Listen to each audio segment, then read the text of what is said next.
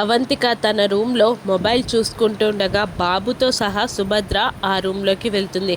అమ్మా అవంతిక అని పిలవగానే ఏంటమ్మా అంటూ లేచి నిలబడుతుంది అవంతిక. కాసేపు బాబును చూసుకో అమ్మా, నాకు మీ డాడీ వచ్చే టైం అవుతుంది, వంట చేయాలి అనగానే ఏమీ మాట్లాడకుండా సుభద్ర వైపు బాబు వైపు చూస్తూ ఉంటుంది అవంతిక. తీసుకో అమ్మా, బాబు జాగ్రత్త అంటూ అవంతిక చేతిలో బాబుని పెట్టి వెళ్ళి వంట స్టార్ట్ చేస్తుంది సుభద్ర. బాబుని చేతుల్లోకి తీసుకున్న అవంతిక బెడ్ పైన పడుకోబెట్టి బాబుని కోపంగా చూస్తూ ఉంటుంది.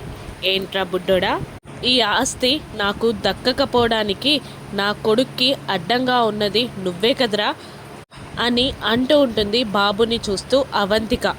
మీ నాన్న ఏమంటున్నాడో తెలుసా? మీ అమ్మ దయా దాక్షణ్యాలపై మేము ఈ ఇంట్లో బ్రతుకుతున్నామంట. నువ్వు మీ అమ్మ ఈ ఇంట్లో మాకు అడ్డం లేకపోతే మిమ్మల్ని ఈ ఇంట్లో నుండి గెంటేసినా చంపేసినా నాకు నా కొడుక్కి ఏ అడ్డంకు ఉండదు కదరా, ఈ ఆస్తి అంతా మాదే కదా అని అంటుంది అవంతిక. అప్పుడే ఇంటి ముందు కార్ పార్క్ చేసి అహల్య గౌతమ్ ఇద్దరు బాబు దగ్గరికి నడుచుకుంటూ వస్తూ ఉంటారు. అదే టైంలో బాబు గొంతు నులిమి చంపేయడానికి అవంతిక తన చేతిని బాబు గొంతు దగ్గరికి తీసుకొస్తూ ఉంటుంది. అప్పుడే అదే రూమ్ ముందుకి వచ్చిన గౌతమ్ అహల్య అది చూసి షాక్ అయిపోతారు.